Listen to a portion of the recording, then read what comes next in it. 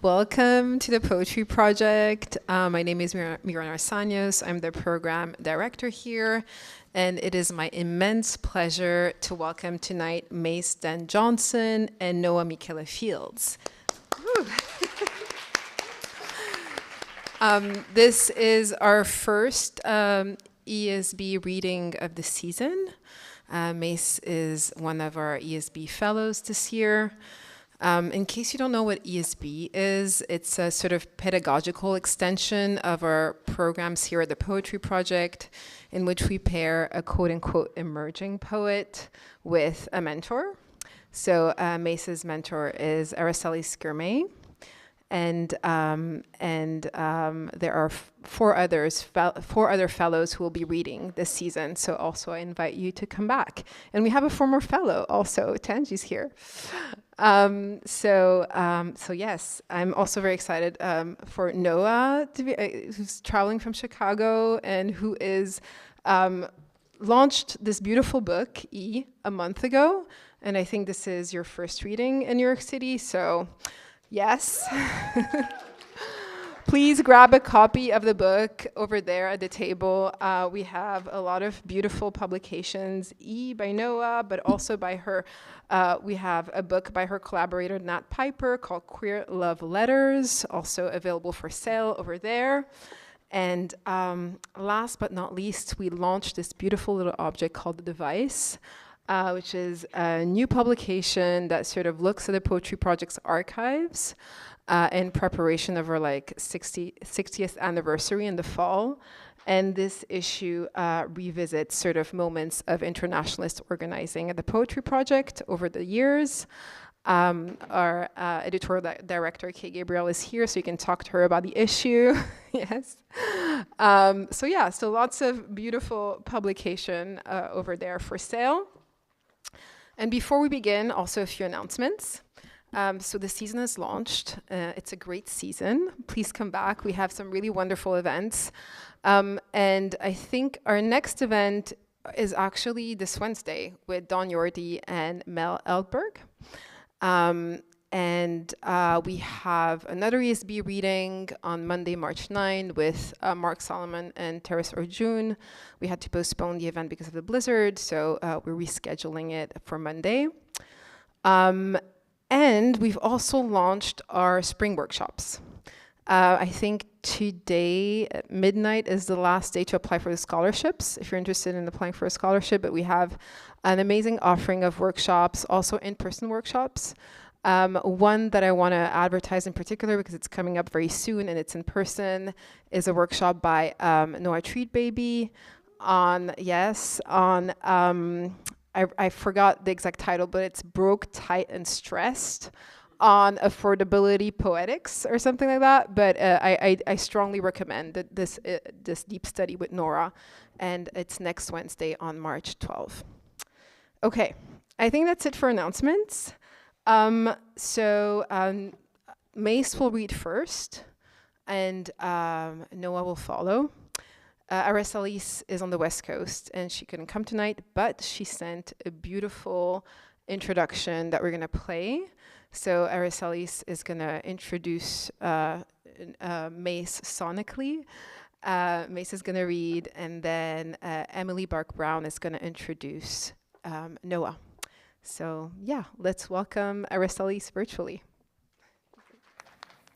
Hi everyone, this is Aracelis, and I'm so wishing I could be there with you all tonight to be beside you in the thinking and being that happens when we're listening together, and especially to work like Mace's, which I think of as fitfully, steadily becoming and unbecoming.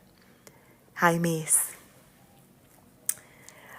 I've been thinking of your work, Mace's work, as time and emotional pressure brought to bear on these unruly filaments of study, memory, and heart. How does one make a portrait accurate, autonomous, and capacious enough to carry some signal of life?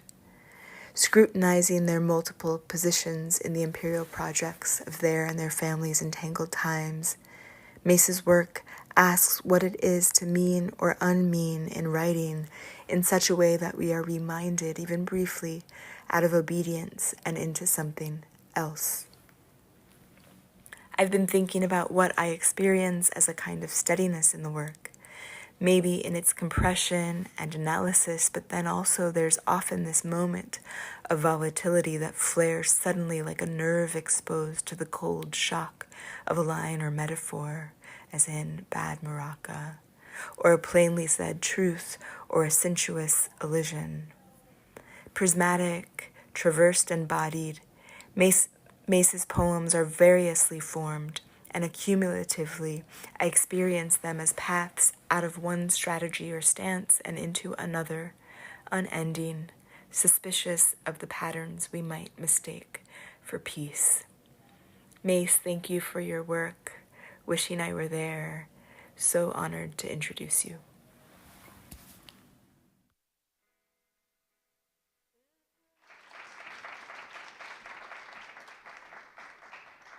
Hello. What a treat that was. Such an honor. Water bottle on the floor. Such an honor to be introduced by Salis and to read here. I love the Poetry Project. I've loved the Poetry Project for years, and it's truly a dream come true to be reading here. Thank you to the Poetry Project. Thank you, Marin, and the whole team that makes this happen. Thank you, Noah, for reading. I'm so excited to be reading with Noa Micaela Fields and to get to hear her work after this, and to get to kind of sit down and stop being worried about this part. Yeah, I think that's everything I needed to say. I'm Mace. Thank you. That's also what I need to say. Thank you all for being here. It's so nice to see familiar faces and new faces and people from so many different parts of my life. I feel very overwhelmed and nervous in a good way. Okay, cool. I'm going to read some poems. I'm setting a little timer. This first poem is called Diatomaceous Earth. For years, I was mistaken. They were house centipedes. Same house, I suppose, as sparrow and finch. Not, in fact, silverfish, whose image I abhorred. They were house centipedes, not silverfish. I met first in that common basement.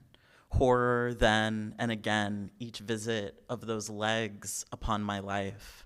Crawling revelation.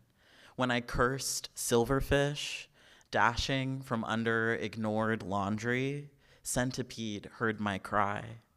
One shot out the fridge's bottom, scaled my chair leg faster than time, little ship of 100 parts, gliding at warp, and I wanted the wrong thing dead.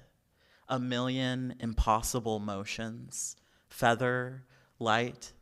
I'd hardly know if it crept across my skin. I was wrong the whole time. It wasn't that I didn't fear you. I feared you, and I didn't know your name.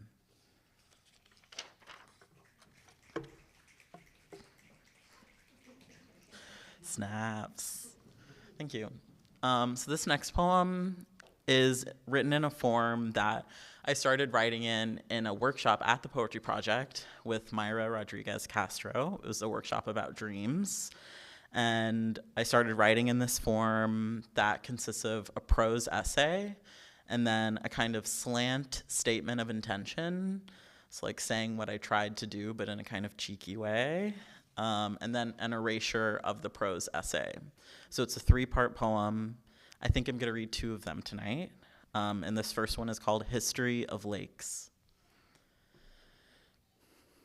When asked if there are lakes in Georgia, I clammed up.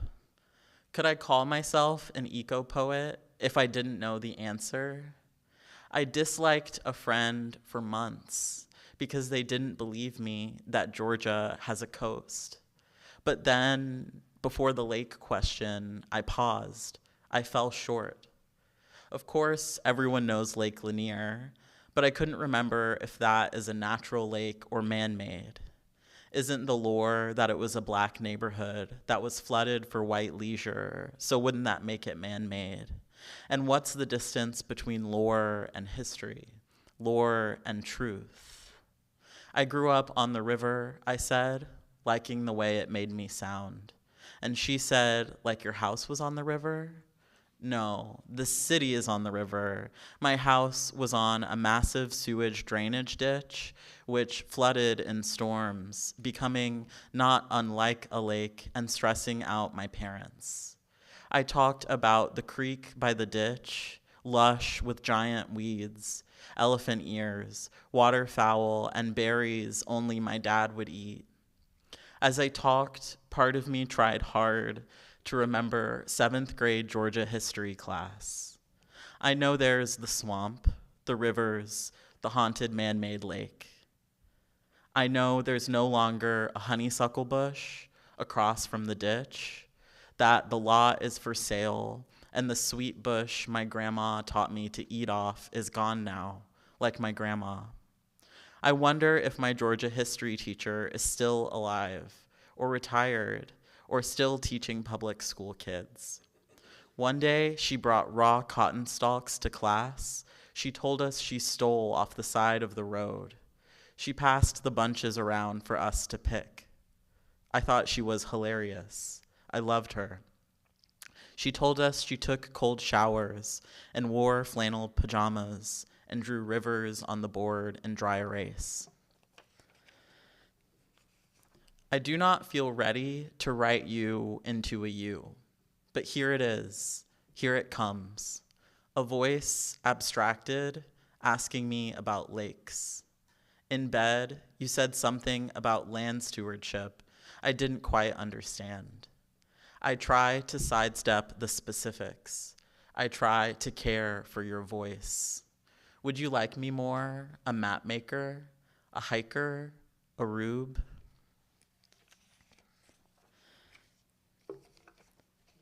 If lakes could call, like friends, or cost, or quest, our now could lack, or flood for sure, so make man a stance, or a story.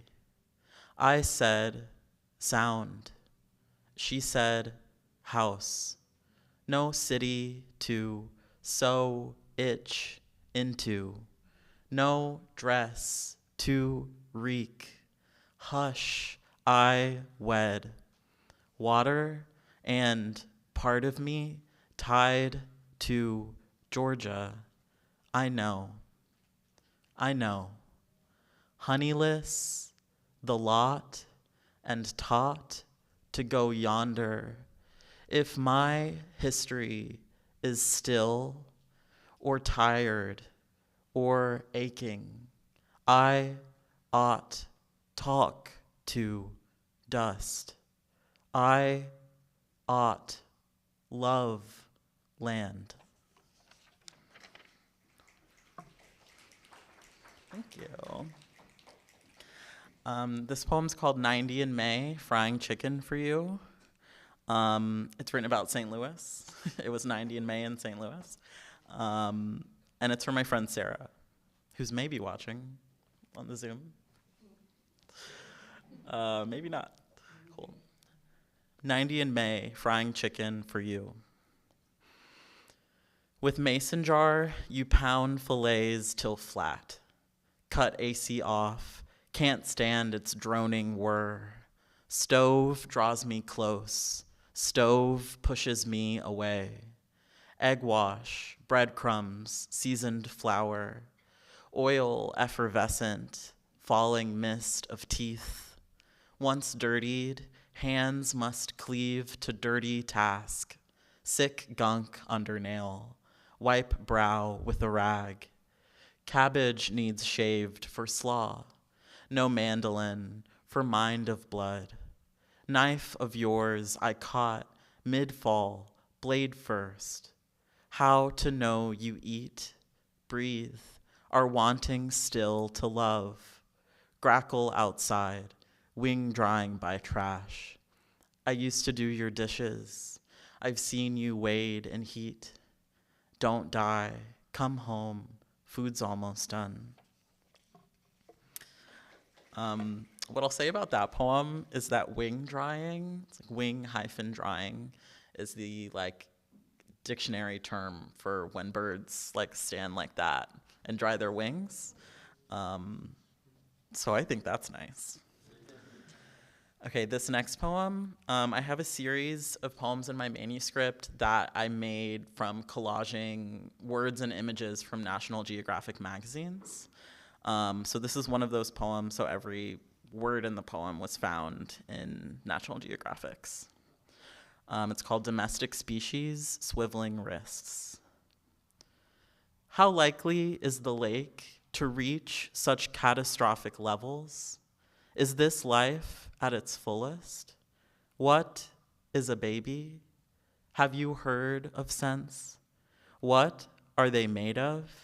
Where were they found? What is a tourist? What is a trumpet? Where in the world is city? How are they used? When does species shift? Why are they significant? Why are the blades broken? Okay, thank you. This is the part where I'm going to start talking about my dad. So I have, as Araceli's alluded to, been writing about my dad, who died in 2024 and was a veteran of the U.S. Army and the United States' war on Vietnam and other like terrible imperial projects. And I really liked him, and I've been writing through that dissonance and trying to make sense of his role in American imperialism and my role inheriting that. This poem is a golden shovel. Are people knowing about that? Cool. A mixed response. Golden shovels. I think Terrence Hayes was the poet who started writing them. It's a poem where the last word in every line, when read down, so if you read the poem down the right margin, it is a phrase that's a quotation from some other work. Traditionally, it was Gwendolyn Brooks' poems, so the title references the poem We Real Cool, 7 at the Golden Shovel. And so this poem, yeah, the words along the right margin borrow a phrase from a Lucille Clifton poem. And I guess I'll read that after I read the poem, because I think that's how you would read it if you were reading it, but who am I to say? It's called James. He was an angel. He was not a kind man. Oh, he startled me, but I was never scared. We hung the stars in the others' skies. He made me feel bad for my size, and he grew squash in his garden. He made stripes on brothers' sides. His medals will last forever underground. He was handsome and kind. He did what he had to, provided. He was not nice to my mom. He did war, was war, rained from the sky. He said, "Stick with me, kid, you might learn something," reading from his tattered dictionary. "Do you know the word tepid?" he said. Tepid, running tap over wrist to make bathwater for the dog. Who do I thank for my inheritance? The ghost, the son, the father? And the words along the side are, "O stars and stripes forever, what did you do to my father?" Thank you. And those will come up again in this next poem. So this is another of the kind of triptych erasure essay poems. So this one's called Slugs. I'm actually going to drink some water because it's long. How are you guys doing? Awesome. Thanks. That's so sweet. Okay, slugs. It would be useful for me if it were accurate to call the shells that fell to the ground at my dad's funeral slugs, because I've written about slugs, the land mollusks, and because nature and etymology are easier entrances into writing about the funeral. All the bugs in the dictionary, flakes of dead skin pressed in Bible paper. According to some guy on Reddit, it's a rectangles and squares situation. All bullets are slugs, not all slugs are bullets. The better umbrella term would be rounds. Someone jokes, a slug is a slug because it doesn't have its shell anymore. Someone responds, that's dead wrong. I love Reddit. I think the image is striking. Living blobs flopping out the butts of army rifles, plopping to the ground like plague. I suppose shells is also natural enough, striking enough. The shells that fell to the ground at my dad's funeral, like the shells he picked on Carolina's coasts. For me, pearly perfect, boring in comparison to the stripy cockles along the Gulf. I got into slugs in Washington, where the rainforest floor was alive with mucousy blobs, alien and impossible, aquatic and crawling on earth. Many of them were jet black, inky. What I find poetically useful about that creature is to be black and sopping and slow. What I tried to say in the poem is that I felt that way at my dad's funeral, and useless and away. I'd have liked to move in a manner perceptible only across the course of days. Strange intensity of the army pallbearers, square-headed oafs who reminded me of the boys I went to school with, whose seas and slack I looked down on, now shot through with allegiance to ceremony, or at least its performance, pomp, carrying my dad through the heat, a real slog. People think it's a 21-gun salute, but that's dead wrong. That term describes cannon fire, and that salute is reserved for the most honorable dead. So only if my dad was Dick Cheney or something. My dad's was a 12-gun salute, which does not involve 12 guns, but 4 guns shot 3 times each for 12 total shots, rounds, slugs, shells. I hate guns. I hate gunfire. I hate the U.S. Army. I love the end of that Lucille Clifton poem, "Oh, stars and stripes forever, what did you do to my father?" I loved when my dad talked about war, and I hated it. I hate that he's gone, and I'm glad he's gone. His nightmares are over. I loved at the end of walks around the neighborhood, when he could still walk, when, descending the big hill before our house, he would chant, left, left, left, right, left, insisting we walk in rhythm. And just the other day, descending that hill, I realized it wasn't just order. It wasn't just the father as the commander of the family. It was pain. His femurs slamming into his tibias, ligament ruined by a decade airborne, landing on foot from helicopter, cartilage spent as sun-dried slugs. And that's the psychiatry of marching in the first place. That's how you keep men in order who are in pain. Once the rest has turned to loam, once the human becomes humus, can I retrieve his titanium knees from the base of his gravestone or from the mouth of a cave? My dad dreamt of people's skin dripping off for years on end, terror in the night, avoiding bedtime. But it was his fault, the dripping. And his money is mine, so it's my fault too. And no, it wasn't. 12 slugs clinked to the ground. Then some cog walked around and picked them up, secreted them inside the flag, thick and folded, folded and refolded, and handed it slowly to me. I wanted to land the plane about the slug thing, and make it clear what I'm trying to say about the military and where I stand politically. But sometimes it seems the job of the poem would be done more effectively in just a few words, or elsewhere, or by someone else, like slug equals slug, printed in mucus on one canvas, and slug equals slug, printed in blood on another. Thank you.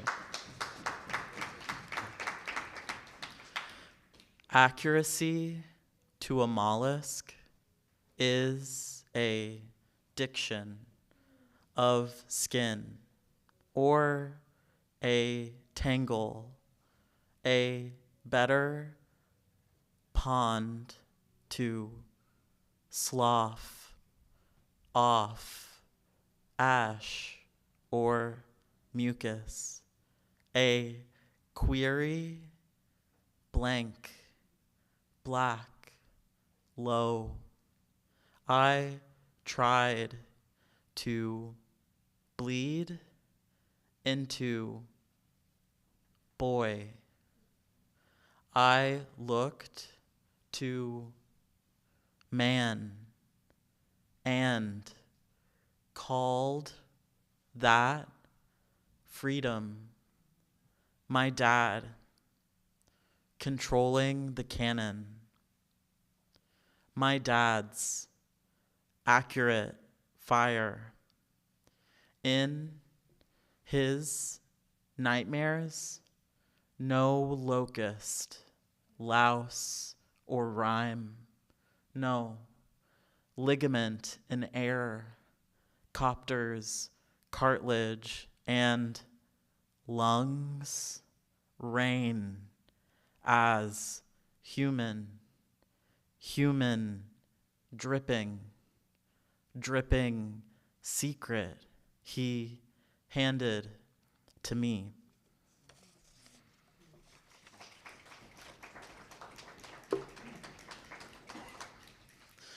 Thank you.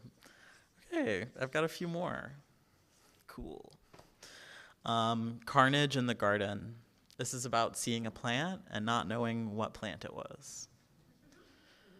I hated the field garlic, white bulb bunches peeping through mud by my feet. I hated those clusters, acneic pustules squeezed to pop, but too submerged, ones you shouldn't pick at, an arachnid's many eyes, too many, too close, breaching the soil's surface only just. I hated the round, pearly curves, pre-erupted molars stuck in a bleached jawbone, milky drops on mushroom skin, no sprouts, no hollow stems, so maybe not field garlic, little cloves set in the earth like a prank. The internet says rain lily, bubiles, or dahlia's beginnings, or field garlic after all, and I must have missed the sprouts. But I didn't miss the sprouts. I saw those bulbs alone and plain in the mud as truth. I saw them myself. They should be called baby teeth, or what sour we sunk here, or carnage in the garden. A crop of itch under my scalp spread across my neck. I wanted them gone, to push them back down, but feared more bulbs would bloom where pressed my hand, and I'd be sinking. Like all there is beneath is nasty teeth, false garlic, one big emerging clump.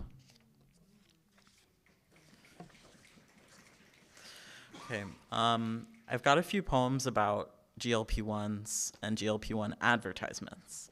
That's like Ozempic, Wegovy. And I wasn't going to read them, and then I told a friend I wasn't going to read them, and they seemed disappointed. So I'm going to read one. Can I please abstain from weight loss advertisements? Little vial in the hand. Here's how men are losing weight. Hims, hers, which are you? Whose abdomen must I see? Needle plunged. Whose lost? How many pounds? In how many months? Who's posed in the subway ad? Weeks and months, I face deletion on the train car's walls. Needle plunging. Larger than life, at the stop, I get off when I need vegan ice cream from the bougie bodega. Any care for phobia, privacy, puncture, studio lit, world to see. My favorite podcasters, ad read against my existence, my existence, my existence again. Moneymaker, problem solved, every surface coaxing disappear. Okay, I have two more. This one's called Other Words for Hot Comb. Who has, does anyone have experience with hot combs? Okay, yeah, a few. Well, this one's for y'all. This one's for y'all. Okay. Other words for hot comb. Kitchen tamer, louse fryer, divining rod, light switch, crown grounder, grandma's hands, what's for dinner, Sunday night, cyclette de femme, heart attack, derma cooker, sizzle stick, red hot, brother's demise, dark and loveless, hold that, another hour, girl preserver, anointment staff, itch scratcher, who's that smell, iron maiden, ain't she pretty, pattern breaker, lady maker, toothed forge, baby smile, another mother, internal flame, garden hoe, unruffer, truce. Okay, one more poem. This poem is about, like, my favorite place in New York, Reese Beach. I've read this poem, but I've not gotten to read it in front of a New York audience, so that's exciting. And it's written after a poem called The Haymarket by John Keane, which is a long poem he wrote about a gay club. Is anyone else a fellow fan of Reese Beach? Yeah, period. Awesome, see y'all there. Okay. Reese Beach is no longer shadowed by the abandoned tuberculosis hospital, which deterred conventional beachgoers and cloaked the party for decades. No more tractor and backhoe dumping surely asbestos-filled brickfall in the background of crashing waves and nutcrackers, nutcrackers, nutcrackers, or the one vendor, body down and tiny Yorkie in tow, whose particular song, pre-rolls, acid, shrooms to the moon, came true the 10th or 11th time they passed, topless, pooch trailing, sniffing towels, when the moon had come out. I watched someone walk a certain way, look a certain look, and suddenly people are lovers. Sarah plays disco and Sudan archives and takes one hit and thinks she'll die as a wizened queen shovels a slope in sand for what feels like hours, and we envy, once she's lying, her homemade earthen lounge. You swam so far I couldn't see your face, sharks circling in my mind, and we did see dolphins that day, for real. The whole beach gazing for one moment on the same two slick bodies. The tide didn't bring enough sand back in that year, and the ruined old pier was exposed in the water. Jutting log pilings ready to end a good beach day quick, and the city tore down the memorial for Ms. Columbia. Among the sweaty droves, we set up our blanket, overlapping with strangers, stepping over each other, knocking sand into drinks and clocking new couples, scars, tattoos, those two, chest to shield the joint from wind with a cowboy hat. We saw Indira Scott and Arewa Basit and Chella Man and my friend's friend's ex-boyfriend, whose podcast everyone listens to.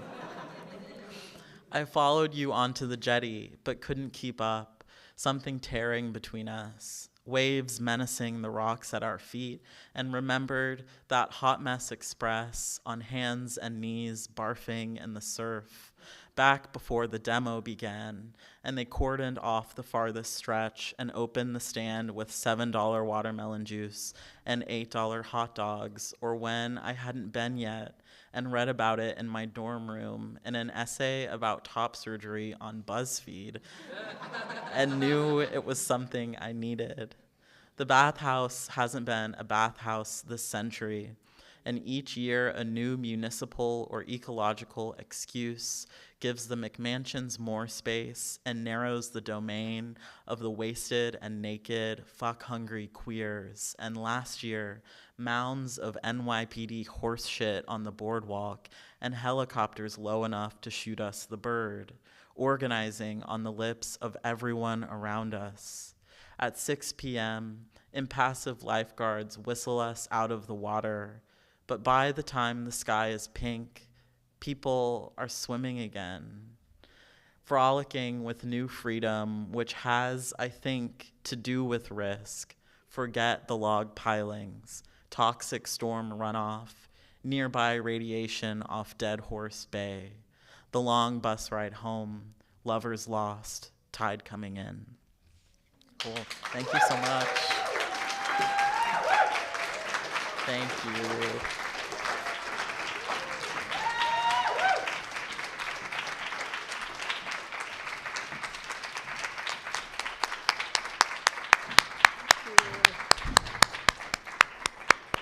Thank you, Mace. That was truly wonderful.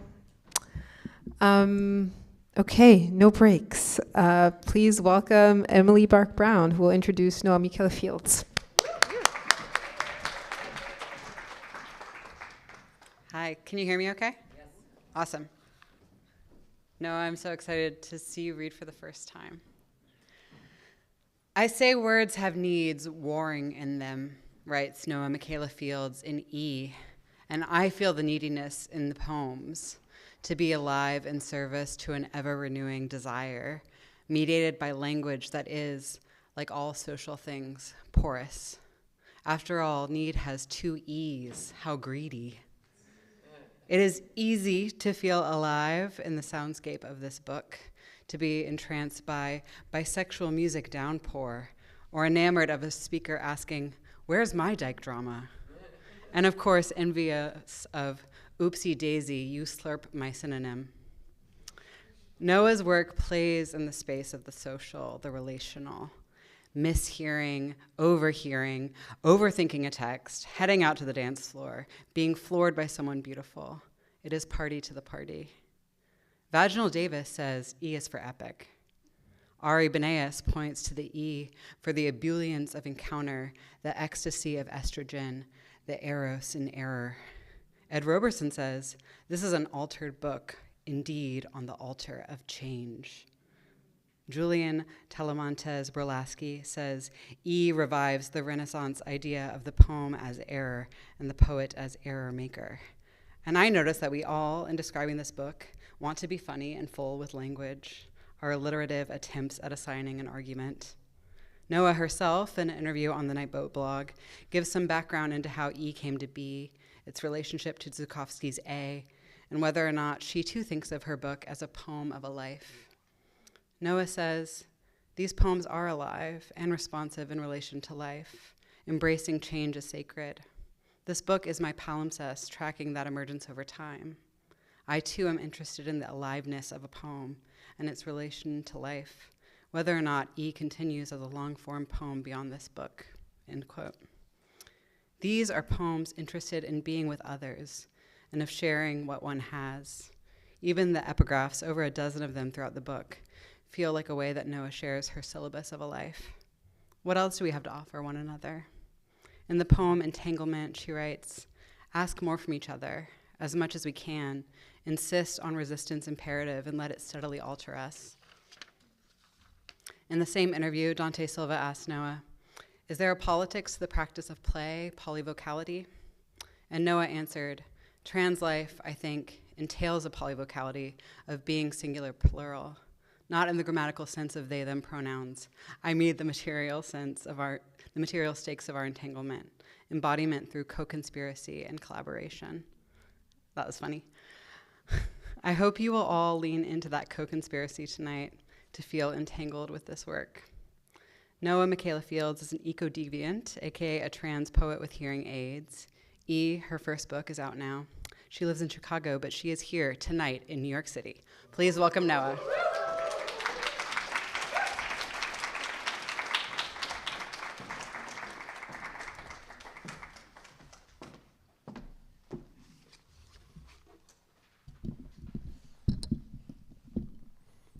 Mic check.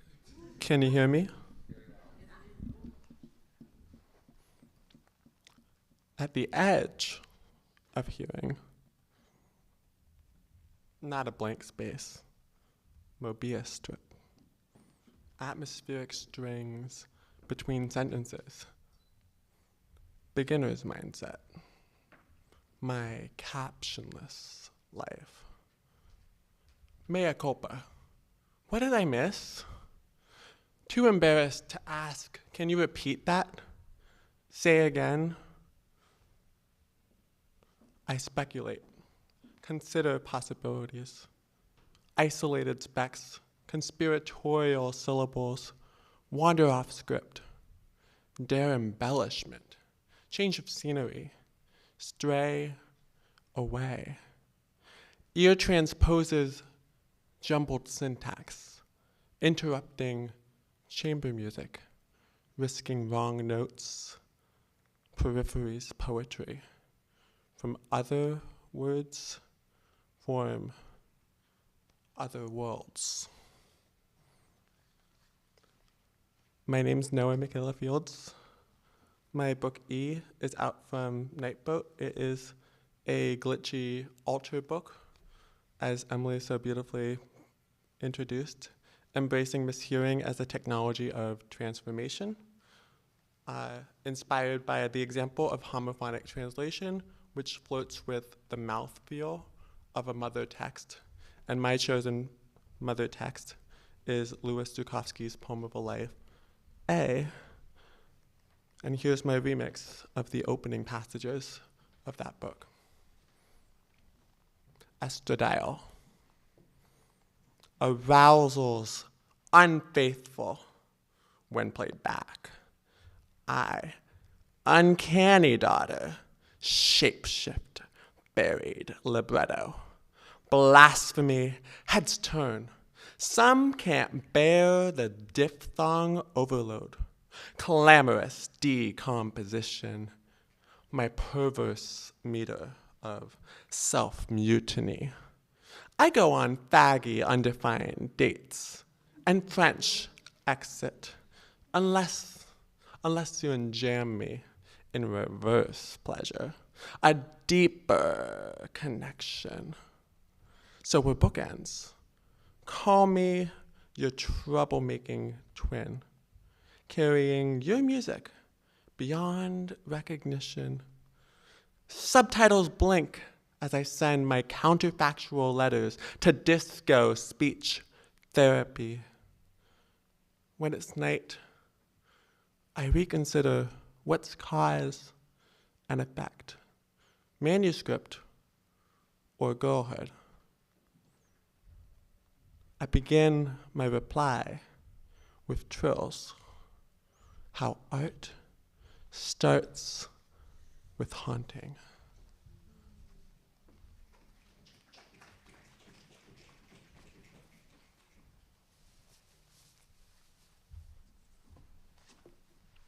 Eulogy for past selves. Laughing eulogy. So alive, wish threaded throughout. Further loving. Telepathy. Touch you.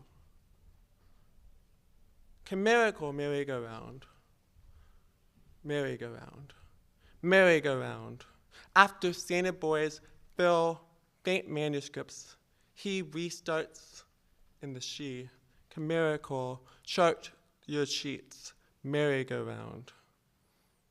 My palimpsest, my life, hollow dial tones, out of sync, foreign selves unite, free. tongue made addressable by undressing, blessing. Art unseeingly hears us at peace.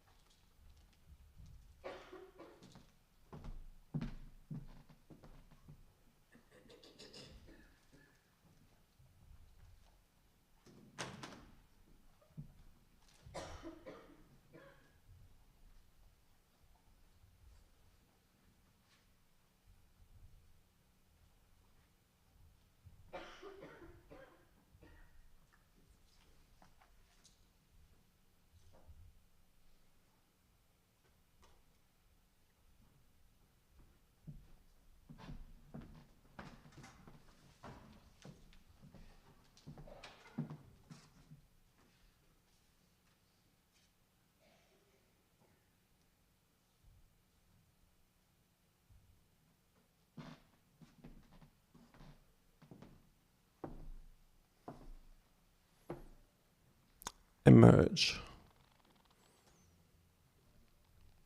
Cochlear mutation. Contaminated art. Prophecy isn't meant to be stainless. Unmuted. E activates my spell to catch the ghost of Louis Zukowski. A into E. There's risk in surrogating A's ballast, impaling with elisions, weight change, headaches, mammary swelling, nausea.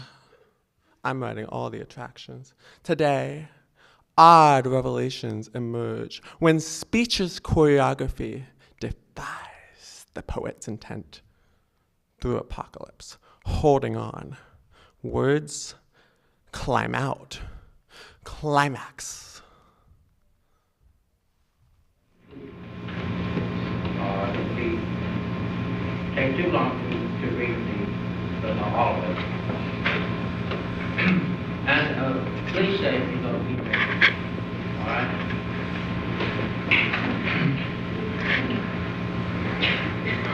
And here any time of the year, others letters, some of old ages, of years, each year I roll through. And you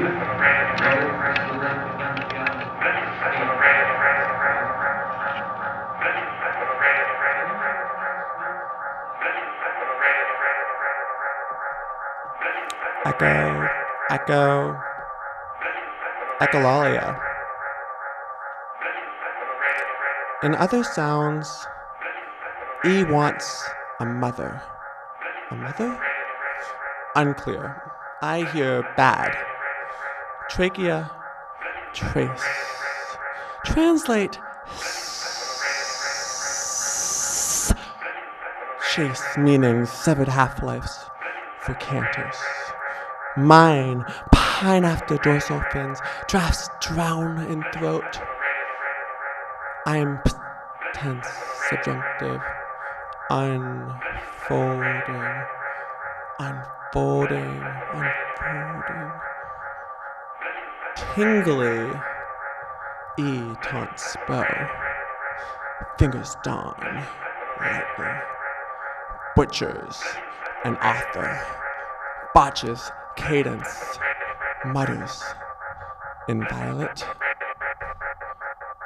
I'm irresolvably in flux.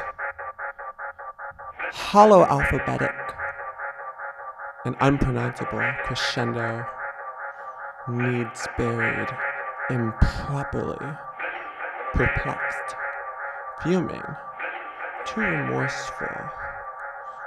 Misheard his agenda, as if inside out, echo, dislocation,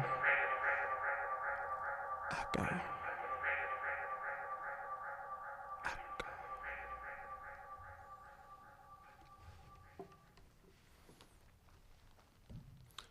Tired of waiting for access, we take matters into our own hands and transcribe ourselves.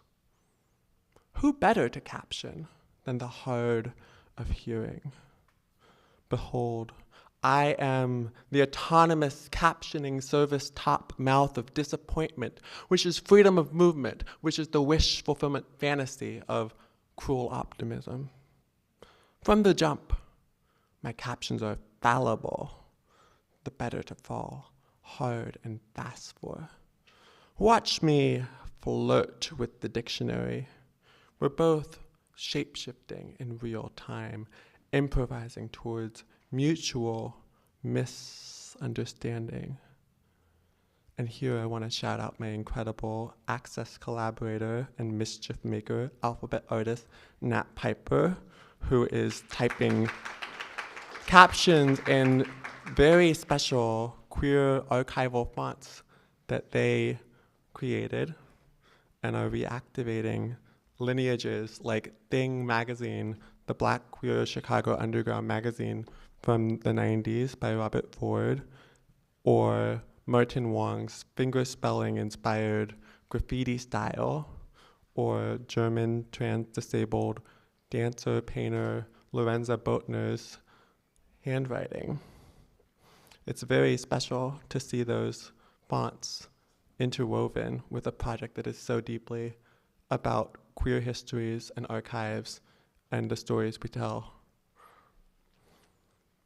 Let's pitch shift the dream ritual. Scissor the vowels. Who cares if my version isn't an annotation? It's a callback to what was already between the sheets. I mean, between the lines. Louise Zukowski was a technobottom. I saw her at Nowadays last night. She was up front by the DJ, rubbing against the subwoofer. Boom, boom. She leaned in to say something. I couldn't catch the words, but I followed the lip action, entranced. Telephone. Louise writes homophonic poems remixing Catullus with her wife, Celia, mea lesbia. Dykes sound alike. Tongue slipping south from sound as found to something fecund, tumbling out of the same mouth shapes as if his mouth were hers. Easy to confuse wanting someone with wanting to be someone. So much so, desire distorts sense and the senses blur. Language fails to describe how it feels to bend the self to another possibility so near. Something about these poets' polyglottal drag calls to mind playing telephone as a child. Whispers passed around a circle, a secret message kept shifting in between mouth and ear. When it came to me, I felt the heat, the rush of air in my ear. Too soft, too hard to understand. The shapes forming in my mouth didn't make sense, so I phoned it in. I didn't mind cutting out if language could be my own private, I don't know.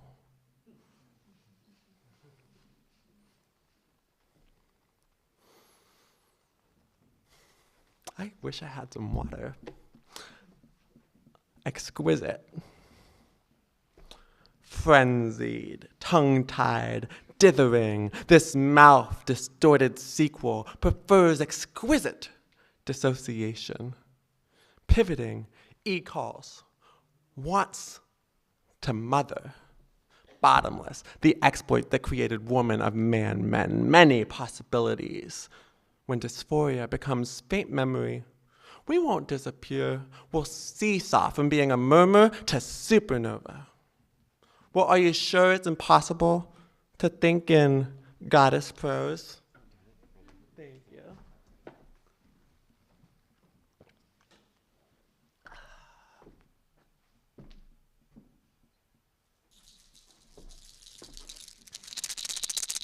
E's sublingual undertaking isn't obscene. Rewriting unburdens beauty. Rewriting unburdens beauty. Rewriting unburdens beauty.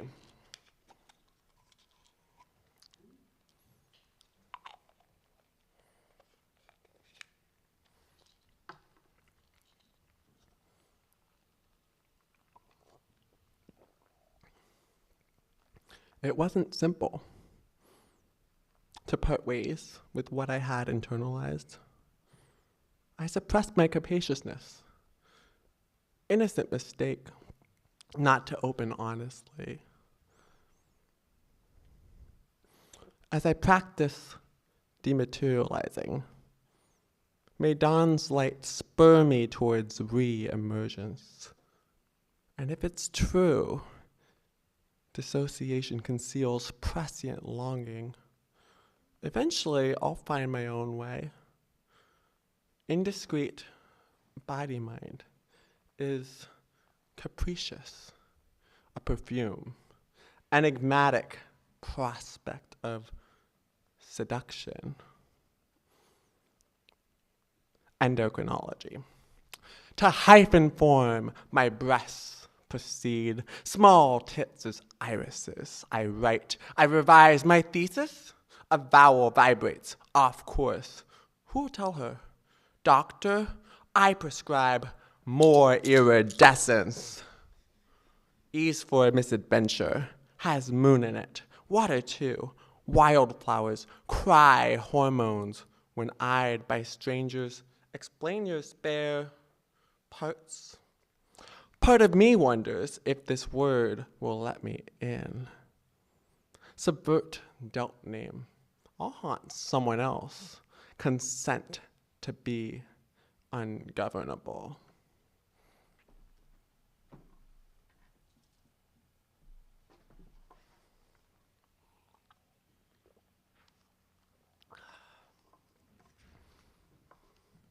I'm going to use my phone book for this one. It's a long distance call.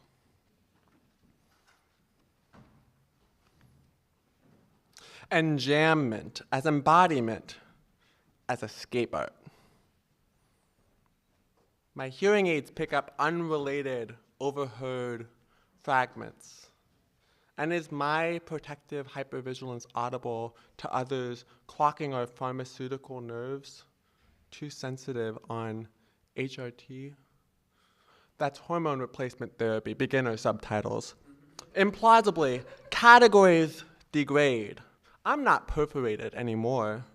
Now, please understand, the truth's unenviable. Hell is reelected and making a cacophony, as if he ever left us. Hey, confidant, do you have time to drop by? I'm tearing up too much. I won't forget what you said. Can't desire for the future be trans? Beer to prophecy? And even if penis comma will weather this murkiness, make art that escapes.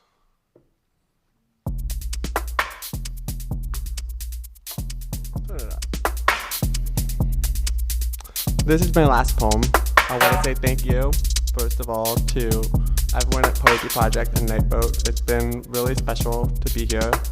And also, I want to note that today is a special day for a couple reasons. First of all, it's Stephen's birthday. And second of all, Vaginal Davis's exhibit, Magnificent Product, just closed today at MoMA PS1. So this one is for her.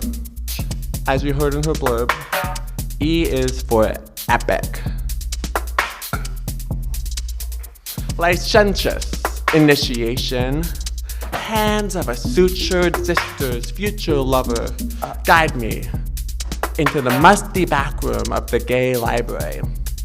This is romantic friendship, always just 2 degrees removed in the T for T daisy chain. I'm looking for queercore punk zines. Pull out of the box of zines by Fertile Latoya, better known as Vaginal Davis, the terrorist drag name she bestowed upon herself after Angela Davis. Here is her foot fetish zine, Shrimp.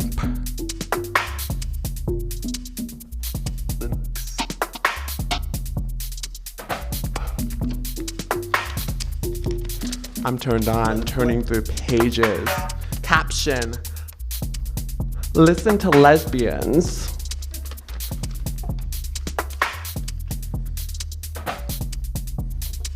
Vaginal Davis was still living in LA in the 90s when I grew up there.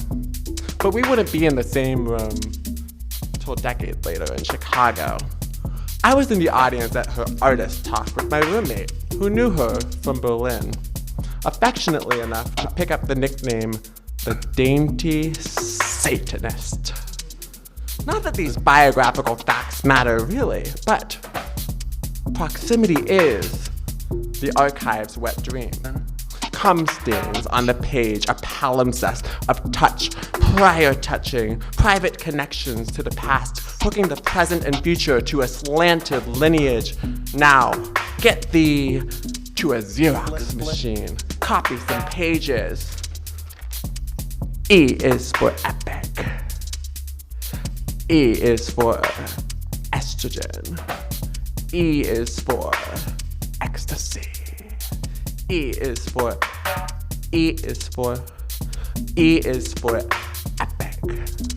Who knows if we're talking about the same E, not to equate mine and hers, but we might be talking about the same thing, might be taking both at the same time, twin blue pills under the tongue, the blue Mondays after, a library of tears, dysphoria dissolving lifetimes away.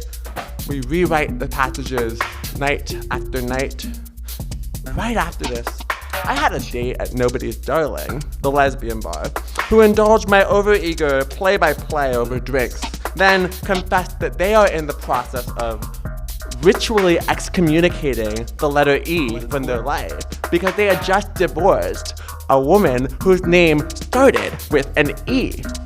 So I said I would take E off their hand. So we went back to their place. Swapped vowels for the night. E is for epic. Thank you.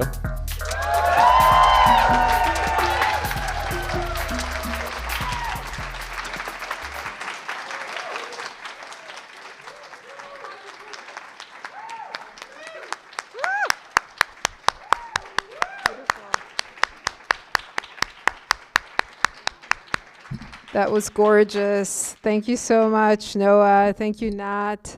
Thank you, Emily, for your beautiful introduction. Happy birthday, Stephen. What else? Thank you also to the amazing Poetry Project staff, Kay and Anna working tonight, Pedro and Gary, as well as all of our volunteers.